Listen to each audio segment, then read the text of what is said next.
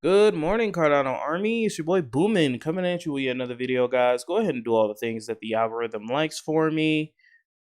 Thank you so much to our wonderful Patreon subscribers, Catherine B. Kragan, Allflat LSE, Feruzden, Maryland 4 Crypto, and VET Docky. Let's get this show started, guys. So, we got a cool upcoming space here. We got the Coin Bureau. Join us for a conversation with IOHK Charles, where we discuss Cardano and the state of crypto and much more. So we got the Coin Bureau here and Charles Hoskinson. They're going to be linking up. I love Coin Bureau. Great content. I'd highly recommend you guys watch it. Now, apparently, I don't know if this is true or not. Somebody correct me. But this guy, his name is Guy. Guy is not really he's just a spokesman of Coin Bureau. He's not Coin Bureau. Apparently, Coin Bureau is a company. So, that's pretty cool. I mean, I don't care. Guy's pretty cool. And they put out good information, so I like them. Tune in for that space. It's going to be Friday, tomorrow, at 4 p.m. UTC. So, I'll definitely be checking that one out. Let me know what you guys are doing.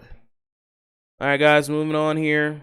Don't forget the Essential Cardano 360 event is occurring today. It could be happening right now. Let me go check that real quick. So in about 30 minutes, the Cardano event will be occurring. Get the latest news with Lace, Mithril, Project Catalyst, Midnight, Ada Handle, Book.io, and Vechain. So go ahead and subscribe to youtube.io/IOHK.io_IO. Pretty good stuff. Thank you so much to OneCom, ticker symbol 1COMM. Guys, you know the drill. Keep Cardano decentralized, guys. It's very important we do so. Only way we're going to do that is if we band together and only support small stake pool operators, guys. Follow OneCom on Twitter for Cardano news and notes. 0% fees till at least the end of December 2023 for all existing and new delegators. Thank you to OneCom, guys. Really appreciate them for holding it down and surviving the bear market. That's the key point, guys. Survival. All right. You can hold out. If you cannot panic, you know, we're all susceptible to FUD, okay? Even me. I've been in crypto for the past since 2018, 2019, and I'm still susceptible to FUD. But that does not mean I panic. I don't panic sell. I don't panic buy. I just try to keep an even keel. That is the key, all right? And it tests you in the bear market. It truly does test you. And only the strong and only the patient will survive. Warren Buffett says it himself. The great Warren Buffett, even though he doesn't like crypto, but that's okay. So thank you to OneCom. Let's go ahead and move on.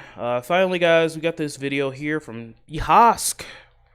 So last week we talked about, is it a good idea for Algorand to go cross-chain and become a partner, a sidechain of Cardano? And there's been some debate. The Algorand community doesn't like it. You know, they're calling Charles Hoskinson charlatan, and they're roasting him, of course, you know, because we're tribal.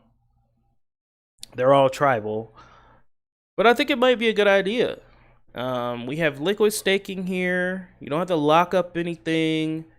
Secure. You know, a lot of dApps. We're top 10 coin. We have been a top 10 coin since our inception. So I really don't understand what the big contention is here. You can still keep Algorand, but it's just a sidechain of Cardano. I really don't get what the big uproar is here, but you know, you gotta ask the Algorand community about that. What do you guys think down below? Let's take a look at what Charles has to say here. How partner chains can enable Algorand and Solana to go cross-chain with Cardano. World Mobile and Midnight are applicable here too. Interesting to see how inner blockchain system designs continue to evolve. Let's take a look. Some knowledge from the Hosk. You have the mainnet, And we generally call that SL if you refer to the Y Cardano document. And then you're going to have the partner chain or side chain. We also call this side chain. We have to come up with a common vocabulary, and the big marketing brains are working on that. And we typically call this CL, okay, it's for control layer, computation layer. But the basic idea is that the control function is Minotaur. This is a paper that we wrote about 2 years ago, and this is this idea of multi-resource consensus.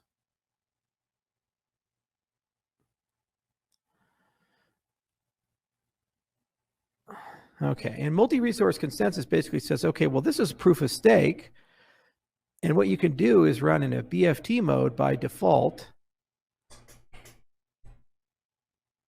Okay, and that can come from the delegates, but you also could do stuff like proof of work, for example. So one of the things that we're exploring with Midnight for a long-term release of it is a proof of stake BFT mode with proof of work. And the proof of work being useful proof of work, and it's specifically related to the zero knowledge infrastructure to accelerate it. So you actually get a proof acceleration layer inside the system. Well, the percentages of control between these two different sides, and Minotaur allows you to have multi-resource, so it's not just two, you can actually have multiple consensus algorithms that are chained together. The balance between these different things is completely up to the person who's launching the partner chain. So what's really elegant about this model is, unlike other sidechain systems where you're kind of captured and you belong to the main chain, you're subservient to it, you have a scenario where two different blockchains can kind of come together in a partnership. So let's say Cardano, for example, and Algorand over here. And what's going on in Algorand right now is they're trying to figure out how to build a proper incentives layer to get higher participation with their consensus algorithm, because they have this great BFT protocol that Silvio created, and it's a really phenomenal piece of academic work, but they kind of left the incentive side to be figured out.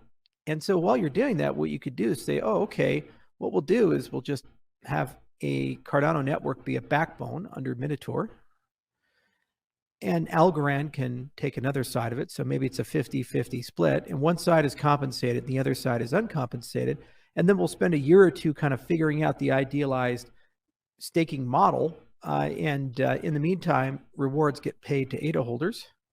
And then once we figure out this whole model, we can just cut off the Cardano side and it can go its own direction. Solana, you could also put in there.